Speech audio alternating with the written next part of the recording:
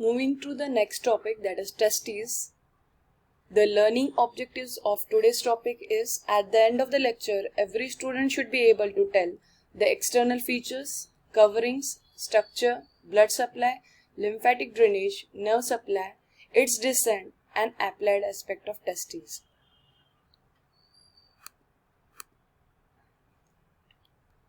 The testes are a pair of male reproductive glands or male gonads which are homologous with that of the ovary. Function of it is the production of the spermatozoa and secretion of testosterone, which is very important hormone. In introduction, I have always tell to you that don't forget about this 3S, that is situation, shape and the size. It is situated in the scrotum, which we have seen in the previous class. But it is situated in such a way that the upper end of the testes is tilted forwards and laterally. The shape, which we can see here, the testis is oval or ellipsoidal in shape, and size is about 4 into 3 into 2.5 centimeters. The external features of the testes. The testis is held into the scrotum by means of the spermatic cord. Thus, as it is oval in shape, it is having two poles, that is the superior or upper pole and the inferior or the lower pole. It is having two surfaces, that is a medial surface and on the other side is the lateral surface. It is having two borders, one is the anterior border and one is the posterior border.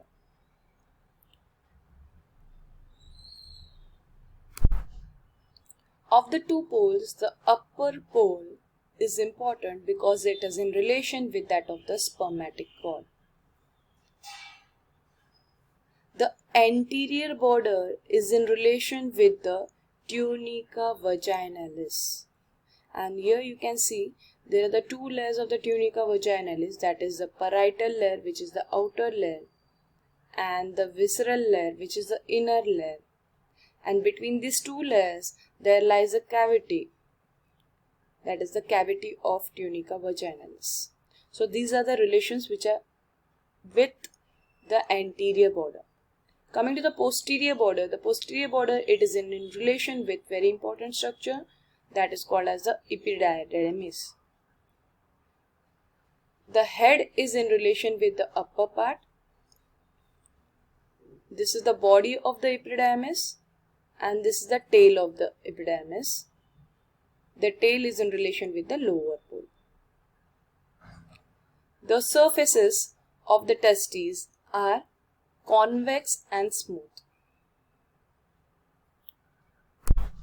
The lateral side of the testes, it shows one sinus of epididymis, which is very important structure, which I am going to tell you in the last or show in the last how it is that sinus which is important, which helps us in determining the side of the testes during our practical exams.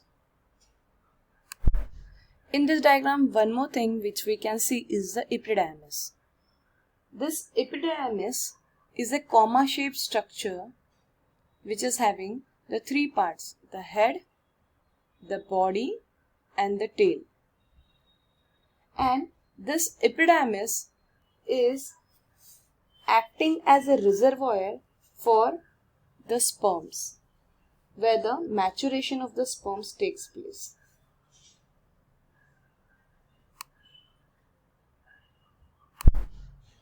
Coverings of the testes. Coverings or the capsules of the testes also we can say. It is covered by means of three layers. Tunica means the sheath. Vaginalis means the sheath.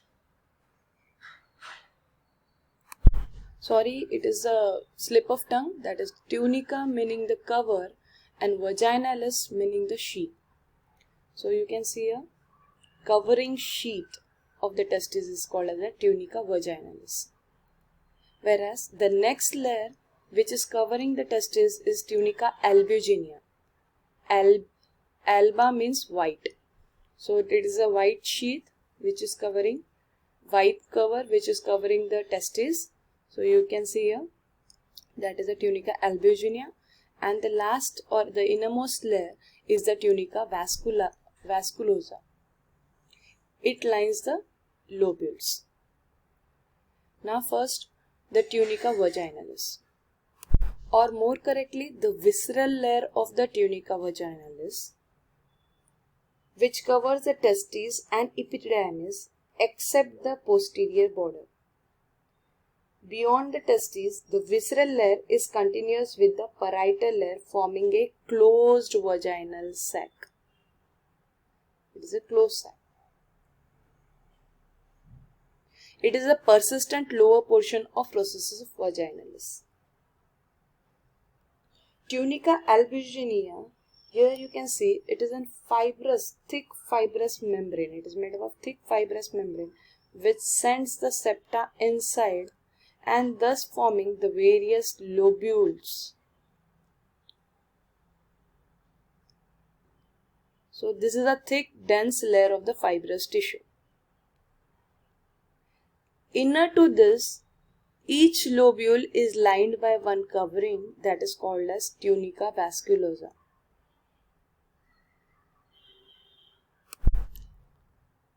Now coming to the structure of the testes, it may be considered under two headings, that is the microscopic structure and the microscopic structure, but here for today we are going to deal with only the macroscopic structures, and microscopic structures will be studied under the histology.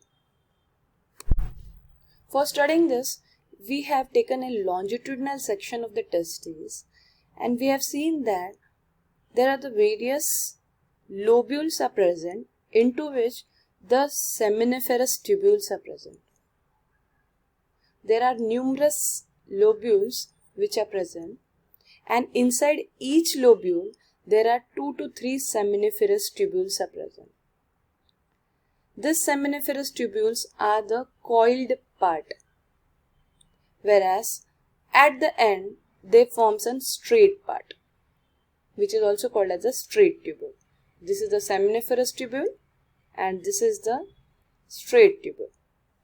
These straight tubules unite with each other to form a network which is called as rete testis, which is present on the posterior aspect of the testis. From this rete testis, at the upper part, you can see here, these are the efferent ductules which are going in the upward direction, and they are uniting here with the caput of epididymis, that is head of epididymis, to form the canal of epididymis.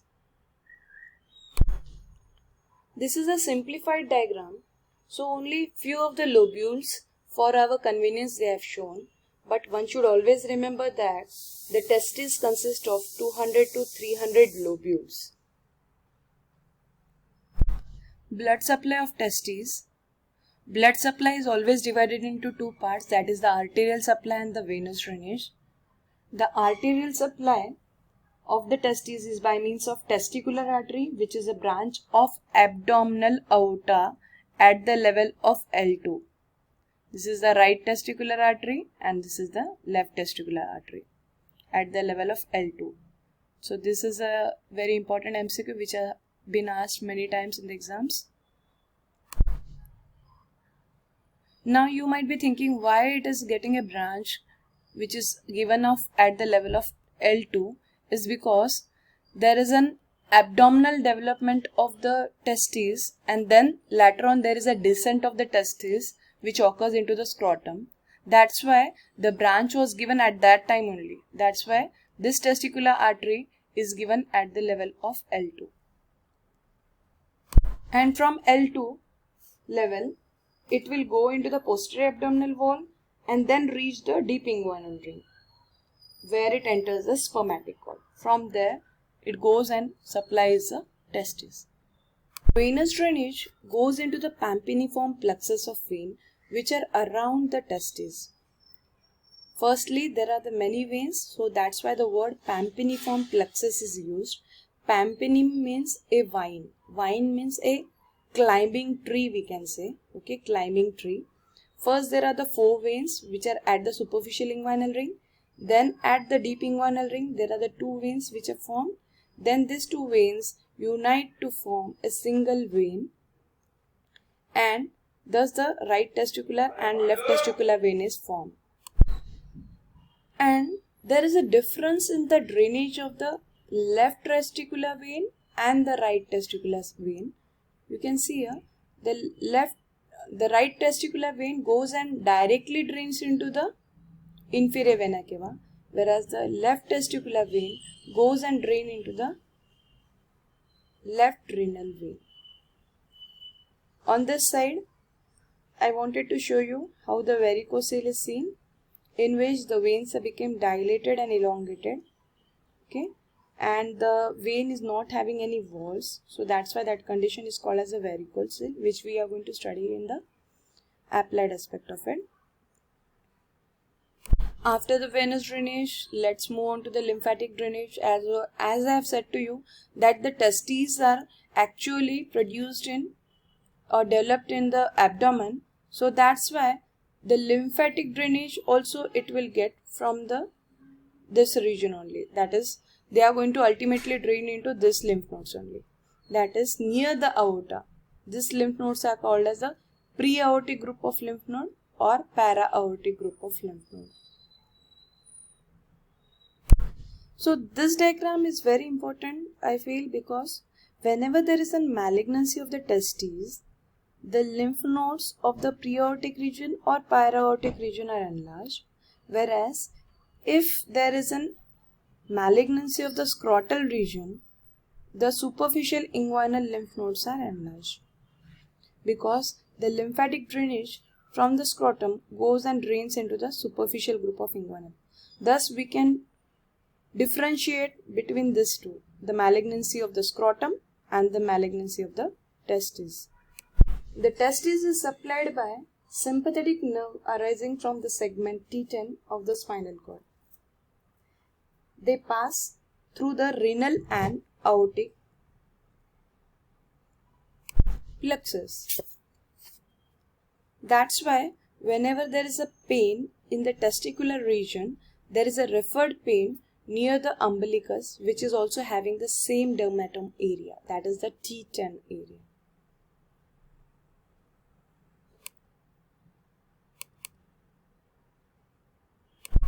Now you should know why there is a need of descent of testes. Because we know that the sperms can't survive at the temperature of the abdominal region. So that's why we need a special pouch, that is a scrotum, in which we can lower the temperature and thus the spermatogenesis can occur, maturation of the sperms can occur in the epidermis. That's why there is the descent of the testis. Testes develop in the abdominal region, and with the help of gubernaculum testis, there is a contraction of this band which is occurring.